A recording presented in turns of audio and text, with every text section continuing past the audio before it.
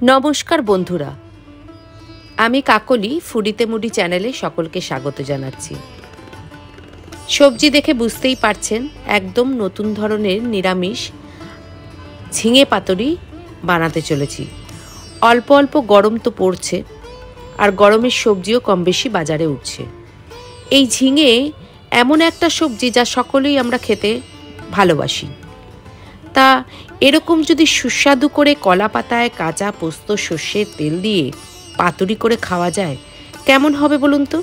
एकदम ग्यारांटी जे स्वादेर किन्तु कोनो घाटति होबे ना।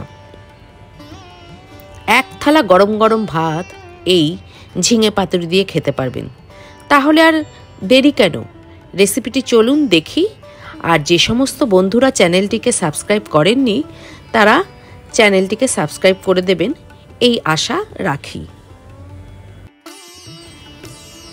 আমি এরকম ঝিঙে নিয়ে ভালো করে পিলার অথবা বটির সাহায্যে খোসা ছাড়িয়ে নিচ্ছি।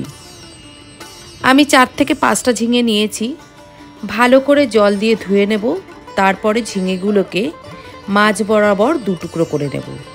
এই পাতুরির জন্য মোটামুটি একদম ছোট নয়, মাঝারি মাপের বা তার থেকে বড় ঝিঙে নিলে পরে পাতুরিটা কিন্তু হবে খুব ভালো। তারপরে ছুরি দিয়ে বেগুনির মতো স্লাইস স্লাইস করে কাটবো, তবে পুরোটা কাটবো না। যে দিকটা কাটবো তার ঠিক বিপরীত দিকটা কিন্তু শেষ মাথা অবধি কাটবো না, এক জায়গায় থাকবে। আরও একটা দুটো ঝিঙে আমি কেটে দেখাচ্ছি আপনাদের যাতে বুঝতে সুবিধা হয়। এরকমভাবে কাটলে পাতুরির মশলাগুলো সহ ঝিঙে কলা পাতায় দিয়ে সেট করতে কিন্তু খুব সুবিধা হয়। আর যদি একবারে স্লাইস স্লাইস করে কাটেন তাহলে সেক্ষেত্রে একটু অ্যাডজাস্ট করতে মানে কম বেশি একটু অসুবিধা হলেও হতে পারে। আপনারা যেটা ভালো বুঝবেন সেভাবেই এটাকে সবজিটাকে কেটে করতে পারেন। স্বাদ মতো লবণ দিয়ে সমস্ত ঝিঙেগুলোকে ভালো করে মাখাবো। আমি এই পাতুরিতে হলুদ ব্যবহার করব না। কিছুক্ষণের জন্য লবণ মাখানোর পরে রেখে দেব। তাতে করে কি হবে, ঝিঙেতে ভালো করে লবণটাও ঢুকবে আর ঝিঙের যে জলটা অনেকটাই বেরিয়ে যাবে, নরমও হবে সঙ্গে। যে সমস্ত মশলা ব্যবহার করব সেগুলি হলো পোস্ত নিয়েছি প্রায় 75 গ্রাম, সাদা তিল আমি ব্যবহার করব নিয়েছি 50 গ্রামের মতন, অবশ্যই কাঁচা লঙ্কা যেটা না হলে একদম চলবে না, কাঁচা সর্ষের তেল, স্বাদ অনুযায়ী মিষ্টি, লবণ, লাল লঙ্কার গুঁড়ো। এটা অপশনাল, যারা ব্যবহার করবেন না তারা দেবেন না। আমি পোস্ত মিক্সিতে দিয়ে প্রথমে কাঁচা লঙ্কা সহযোগে একটু শুকনো শুকনো করে প্রথমে বেটে নেব। খুব মিহি করে কিন্তু বাটবো না, যাতে একটু দানা দানা থাকে সেরমভাবেই বাটবো। দেখুন এরকম শুকনো শুকনো করে বেটেছি।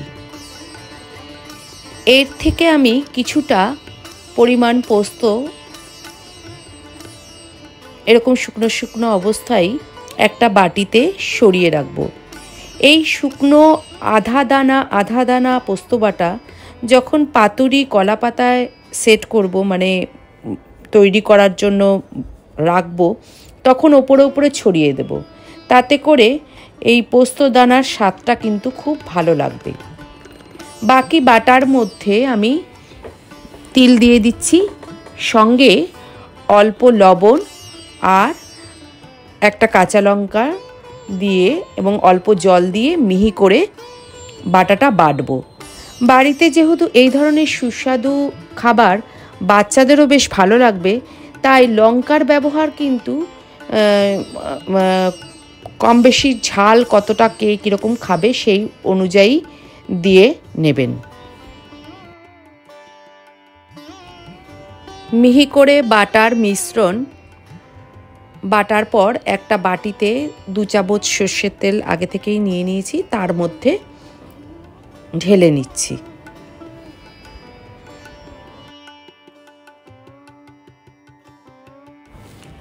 বাটিটা একটু ছোট হয়ে গেছে, তাই একটা বড় বাটিতে সমস্ত মশলাটা ঢেলে নিচ্ছি।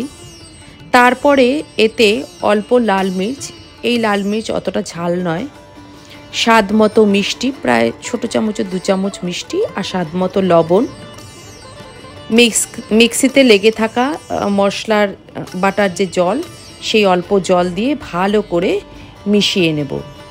আমাদের পাতুরির মশলা মোটামুটি তৈরি। সঙ্গে রইল শুকনো আধবাটা পোস্তদানা। যে কলা পাতায় মুড়ে আমি এই ঝিঙে পাতুরিগুলো করব, সেই কলা পাতাগুলোকে কড়াইতে একটু শুকনো খোলায় এপিটোপিট করে সেঁকে নিচ্ছি। পাতুরির জন্য রেডি করব। প্রথমে কলা পাতায় 2-3 ফোঁটা সর্ষের তেল দিয়ে ভালো করে মাখিয়ে নেব। তারপর যে মিশ্রণ, পোস্ত এবং তিল এইসবের যে মিশ্রণ, সেই মিশ্রণ পাতার উপর দিয়ে দিচ্ছি কিছুটা। ঝিঙে নিয়ে ঝিঙের যে কাটার অংশটা, সে ভিতরেও আমি এই বাটার মিশ্রণ দিচ্ছি, দিয়ে ভালো করে মাখাবো। ভালো করে মাখিয়ে নিয়ে পুরো ঝিঙেটাকে, তারপরে ঝিঙেটাকে ওই পাতার বাটার উপরে রাখবো এবং আরও একটু বাটা দিয়ে পুরো ঝিঙেটাকে ঢেকে দেব ভালো করে। আপনারা চাইলে এই মিশ্রণে সর্ষেও ব্যবহার করতে পারেন, আমি কিন্তু শুধু পোস্ত দিয়েই রান্নাটা করব।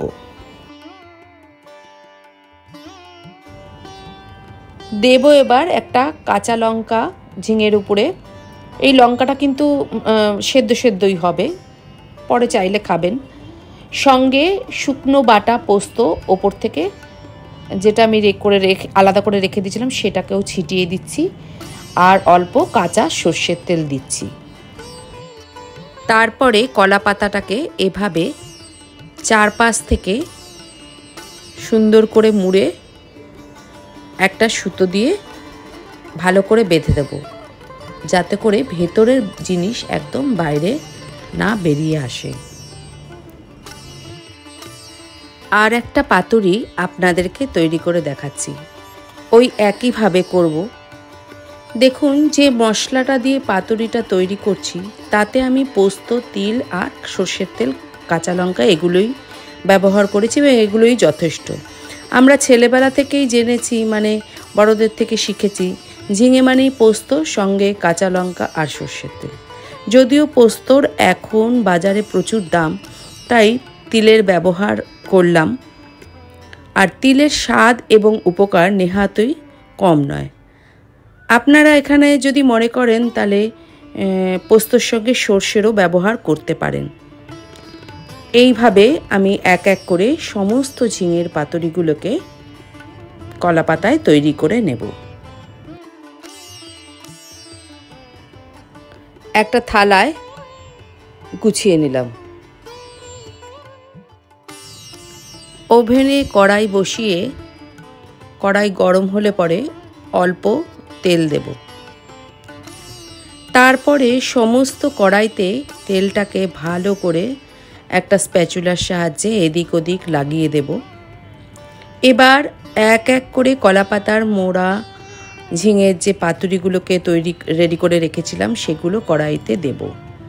মোটামুটি বেশ ভালোভাবেই কড়াইতে ঠিক করে বসাতে হবে, যাতে গ্যাসের ফ্লেমের যে তাপটা, সেটা সবকটাকেই খুব ভালোভাবে কভার করে এবং সবকটাতেই ভালো পাক হয়।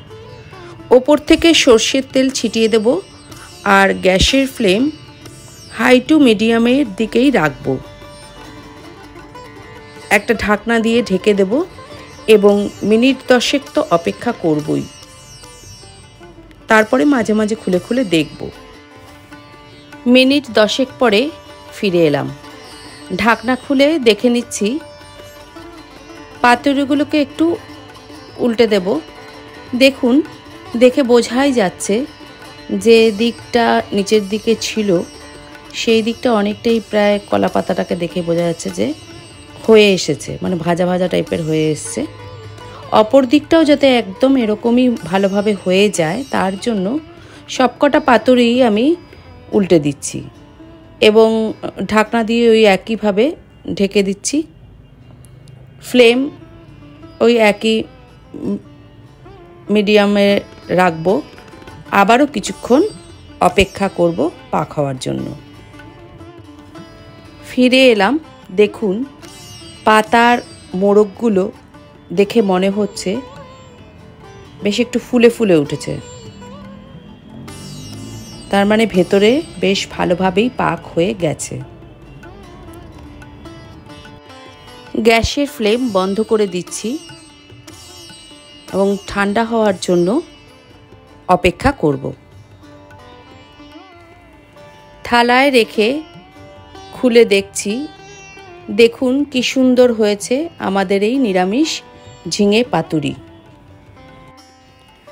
আরও একটা পাতুরি আপনাদেরকে খুলে দেখাচ্ছি, দেখে বুঝতেই পারছেন কোনো আমিষ রান্নাকে ফেল করিয়ে দেবে এই নিরামিষ ঝিঙে পাতুরি।